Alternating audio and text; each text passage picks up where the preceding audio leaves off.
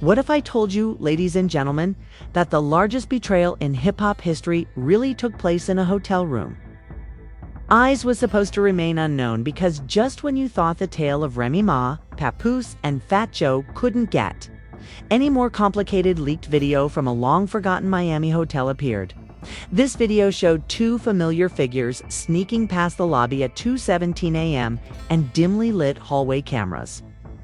Next to reminisce Mackie, who is buried beneath Grammys and gold chains. Or the love of fair hip-hop is a check-in receipt signed by Joseph Cartagena, also known as Fat Joe. Here's the true twist. It was not a hacker who provided the footage, but Papoose himself. He allegedly found it while cleaning out old emails from an iPad. It's just for the music, Remy said. What was the duration of this affair prior to or during the wedding? Hasn't anyone talked about it yet? Hold on tight, because what we're about to uncover may change your understanding of the Terror Squad's history forever. I'm talking about the true narrative, the things that didn't make it to interviews, and the things they didn't want us to piece together. So let's go back in time and avoid the glitzy Grammy speeches or the Instagram birthday tributes. We are all aware of the history of street battles in the Bronx between Remy Ma and Fat Joe, and basement sessions of the Terror Squad retaliate. According to a source close to the crew, the sibling bond was always just the public relations version of pre. The truth, despite the industry calling them brother and sister. Recall that Remy Ma was not just any up-and-coming rapper. Rather, she was a hand-picked and fortunate protege of Big Pun. But after Pun's untimely death in 2000, Fat Joe came in like a knight in giant denim, providing protection, studio access, and supposedly something far more intimate. An old security guy who worked backstage said that Joan never left her side during Summer Jam 2002. When they initially really clicked, his acting led me to believe that they were married. The music business went berserk when Lean Back topped the charts in 2004. But the song's success was accompanied by stress, creative friction, jealousy, secrecy, and late-night studio sessions that never concluded with merely music. Off the mic, a number of TS Terror Squad insiders now assert that Remy and Joe had an indisputable chemistry. According to an unidentified engineer, they would occasionally enter the booth and emerge holding hands, as we witnessed. But they would always shut it off if someone raised the subject and nobody was allowed to talk. Find out why, since Remy remained faithful until things changed and Fat Joe was in charge. In 2007, Remy Ma was caught and sentenced to 8 years in jail. Papoose supported her as everyone had expected. However, according to leaked visitation logs from Rikers Island, Fat Joe was paying Remy a covert visit without any images or statements. As the cameras were trained on Pap outside the courtroom, yes, those were available to us. The dates of Joseph Cartagena's 5 coded sign-ins between 2008 and 2009 matched important moments in Remy's life, especially the one right before she was sent to Bedford Hills. What on earth was Joe doing at correctional? As if he had something to say, Joe was composed yet intense, according to a former jail employee. Each visit seemed to be sentimental. Joe was the one who made those discreet, off-the-beaten-path visits.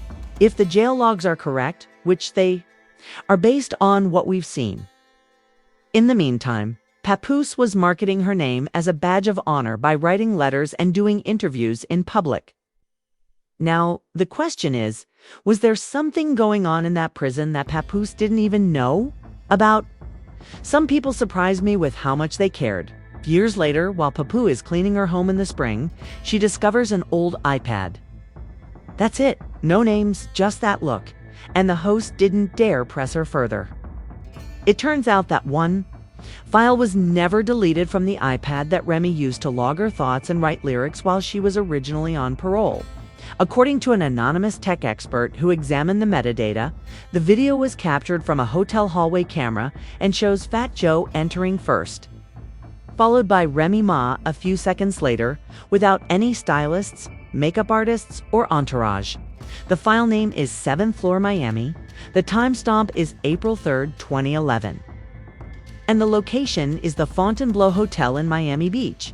The leak claims that they didn't come back till the next morning, according to the individual close to Papoose. He was clearly upset after seeing the file, but he hasn't yet confronted Remy. Rather, he contacted a person he thought could give him reliable information. 'Cause trust me, this rabbit hole is only beginning. And what we're going to discover could totally blow your assumptions about Remy Ma and Fat Joe to pieces. We'll reveal their identities in the next section. Did he blow up? The sweet behind Fat Joe is more than just betrayal and heartache veiled in silence. No, Papoose isn't like that. Sources say he throws bars first, listens, asks questions, and then moves purposefully, and he did just that. He started calling people who had been there in the past, such as tour managers, studio engineers, and personal assistants, without even mentioning the footage to Remy. Then he called her the one person who supported both Fat Joe and Remy Ma during those crucial Terror Squad years and who isn't afraid to stir things up. Someone who witnessed the exchange claims that, although she sang like a bird in 2012 under unusual circumstances, it was never just a song.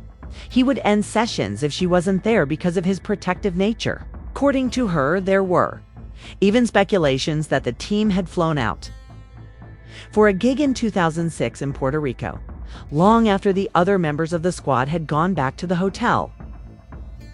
Remy and Joe were allegedly sighted on a private yacht. The twist is that Papoose confronted Fat Joe behind closed doors. Indeed, that did occur, and Joe acknowledged being aware of the motel, replied, "It isn't what you think, Pap, but you don't want to go down that road. Excuse me, but it would be equivalent to saying, yeah, I buried the body, but trust me, he had it coming." What exactly does it mean? According to insiders, Papoose goes into full detective mode and looks through burner accounts, old emails, and previous direct conversations. An email from 2011 that was sent to a private Gmail account used by Remy's alias at the time is what he finds unsettling. You can't keep playing like this didn't happen. It says, "Jay, I'd do anything for you." Not signed. Joe is not when rumors about the Bronx start to get loud. The truth isn't far behind. One underground podcast even published a blind item about a platinum-selling NYC rapper whose loyalty was put to the test by a queen with too many kings. I wonder who that could be. And fans? Well, they didn't keep quiet once rumors about the footage surfaced on Twitter due to a since-deleted tweet from someone. They signed Fat Joe just Jay. But guess what? The email header metadata traces back to an IP address in the Bronx that is connected to an office studio, leased under Terror Squad Entertainment. Real love stands the test of time. Ezo, realist. And Fat Joe not a peep, not even a cryptic IG live. That's how you know it's serious. Joe never stops talking. Remy claimed to be in the circle, and hashtags like hashtag Joe and Remy and hashtag PapeServes better started trending. Screenshots were posted on Reddit fan forums, and people speculated that Papoose had moved into the guest house for a while to think.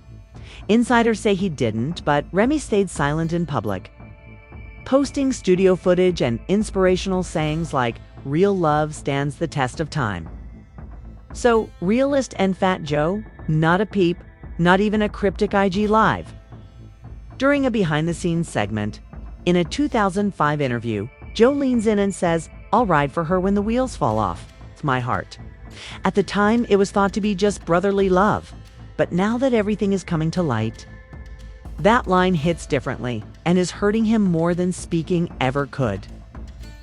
According to a source very close to the situation, Papoose called an old journalist friend who covered Rhee's court case back in the day and didn't ask for a headline. He questioned the media, asking, "Do you think the world is ready for anything that I send you?" The original file found on that iPad was only part 1, so here we are with a file that shouldn't exist. And its name raises all the red flags. You can imagine room 714 full. It's the same file that allegedly turned Papoose's heart into stone, with no yelling or screaming, just silence. That's something. It might be the entire footage, not just the hotel hallway clip. But what happened after? It was never supposed to go this far because those 10 words changed everything. Because if there was ever any doubt, there was ever a gray area, that line made it black and white. It wasn't an accident. It wasn't just business. It was something real and hidden for a long time that was kept a secret.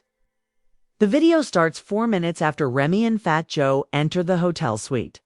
There is no music or party noises, just a faint light from the hallway camera, an unopened room service tray, and low but clear voices at first.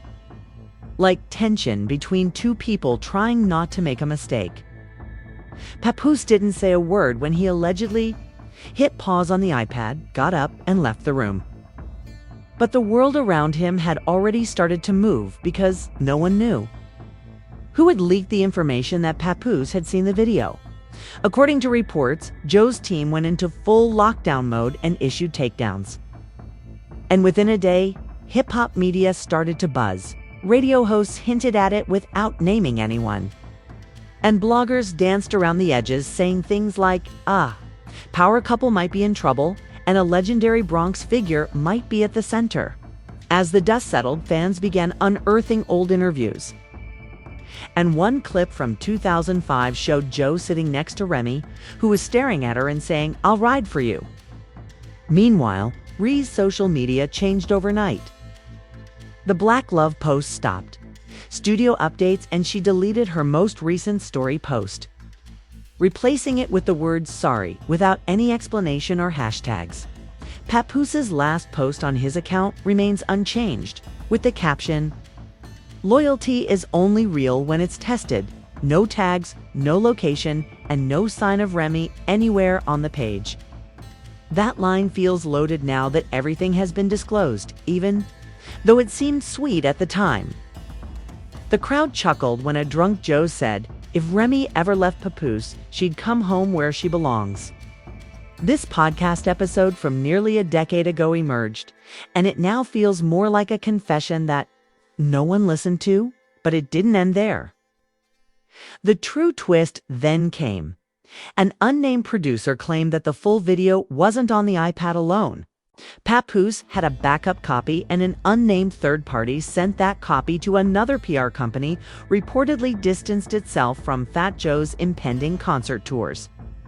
And a representative of a big brand that had been negotiating with Remy for a hair Caroline reportedly walked out of the arrangement.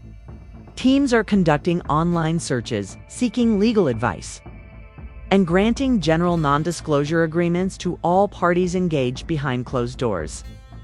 However, this is about legacy, not simply business. It is already claimed that a 4-part docuseries, where the working name Remy and Joe, the real story, is being developed using a secret Dropbox linked to a renowned documentary house. Remy Ma, who was shaken by legacy, was meant to be the warrior, who overcame the system, got back up, and stood tall beside her. Papoose was more than just a rapper.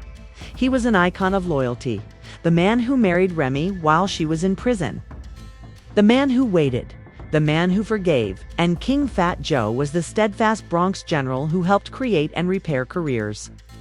Their story, which was a fairy tale in a heartbreaking genre, has now been marred by all of that. Papoose reportedly relocated into a new apartment in Midtown and has been seen at open mic nights with just a notebook and no ring or entourage. Joe has not responded, and Remy has not spoken out. But according to insiders, he is preparing a live performance shortly, and if it happens, the numbers will soar. If the video was on an old iPad, the emails date back more than 10 years, or insiders had been whispering about the Puerto Rico yacht night since 2006. Then this wasn't a one-time mistake. Rather, it was a long-standing secret with a long list of people who helped keep it quiet. The question now isn't just whether it happened, but also how long everyone has known. More than anything else, the fact that this was a betrayal of all. The women who said, "I want to love," and all the people who supported their values is what is shattering the hearts of the fans. The question that now haunts everything we've just discovered is, was it ever real? The world has seen enough to know that this isn't even close to the end of the story. Was Black Love a charade? Was Fat Joe more than just a guide all along? Has Remy Ma always been leading a second life? The silence that follows the service of a hotel footage file called Room 714 is never innocent. It's planned, it's protected, and it's dangerous. What happens now to all the artists who looked up? To Fat Joe as the model for loyalty and mentorship? And to everyone who thought maybe, just maybe, real ones still exist? Silence, loyalty, and the myth of family protect you, because when the footage leaks, the files are backed up, and the DMIs trace back to Terror Squad IPs, it's no longer a rumor, it's a revelation. But the story isn't even close to being finished. And Rhee's apology post vanished, and Papoose sits silently so loudly that the entire internet can hear it. Now we turn to you. Did Papoose fall for it? Or did he know all along and choose to protect Remy's image? If this happens, what else is concealed in the footage they haven't shown yet? Share your theories in the comments section and click subscribe. We have only just started to explore this rabbit hole, so please turn on notifications. Prepare for the next leak, which could happen in a few days.